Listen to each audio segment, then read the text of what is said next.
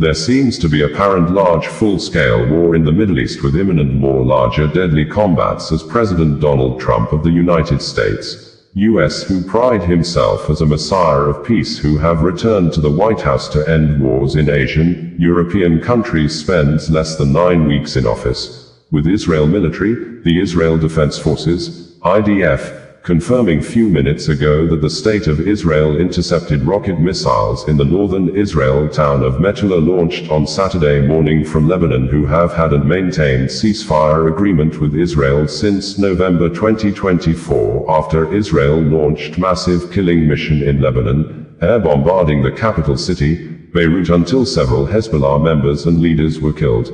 This is addition to the resumed large full-scale war in the Palestinian city of Gaza, where reports indicated that Israel have killed not less than 600 persons, including women and children, in the last few days when the ceasefire agreement reached between Israel and Hamas before January 20, 2025, when Donald Trump was sworn in second time as U.S. president, was violated. According to the IDF, following the rocket fire from Lebanon this morning, the Chief of the General Staff, Lieutenant General Al Zamir, conducted a situational assessment. The IDF will respond severely to the morning's attack.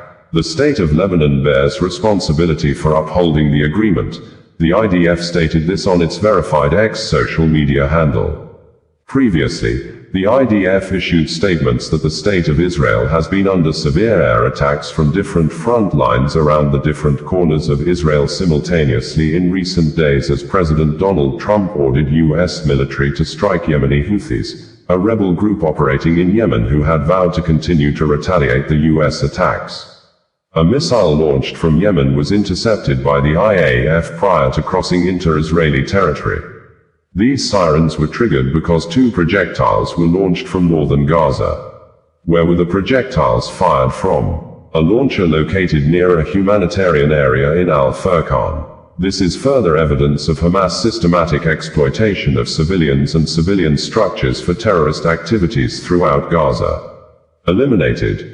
Head of Hamas military intelligence in southern Gaza and head of Hamas surveillance and targeting unit, Osama Tabish. Tabish held various senior positions in Hamas, including a battalion commander in the Khan Yunis brigade. Tabish was also responsible for formulating Hamas combat strategy on the ground, including coordinating the intelligence of Hamas military wing in southern Gaza and leading their activities in the area. In an additional strike, the IDF and ISA eliminated Ismail Abd al-Al, a central terrorist in Islamic Jihad's weapons smuggling unit. In his role, he led most of Islamic Jihad's weapons smuggling operations in recent years. The weapons smuggling unit is responsible for the transportation, storage and smuggling of military equipment and weaponry into Gaza, IDF stated in a series of posts published in less than 72 hours ago. Local media reported that the Israel Defense Minister, Israel Katz, says he instructed the IDF to respond to the rocket attack from Lebanon this morning. We will not allow a reality of fire from Lebanon on the Galilee communities. We have promised security to the Galilee communities, and that is exactly what will happen, he says. Katz says that the fate of Metula is the same as Beirut, in an apparent threat to strike the Lebanese capital after 5 rockets were launched at the Israeli border community. The Lebanese government bears responsibility for any fire from its territory. I have instructed the IDF to respond accordingly, he adds. It was gathered that 3 of the rockets were intercepted in Israeli airspace, while the other 3 exploded mid-air and fell back into Lebanon. Sirens have been activated in Metula, northern Israel, near the border with Lebanon. It would be recalled that Israel and Palestinian fighters, Hamas, have been in war after the October 7, 2023 invasion of southern Israel by Hamas, which led to the killing of thousands of people and kidnapping of hundreds of Israeli residents.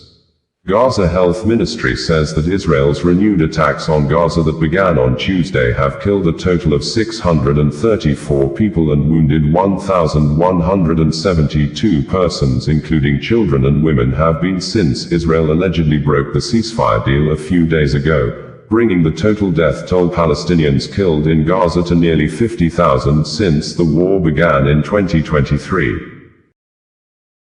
Osasua Connedio, bringing you the news in a more digital way.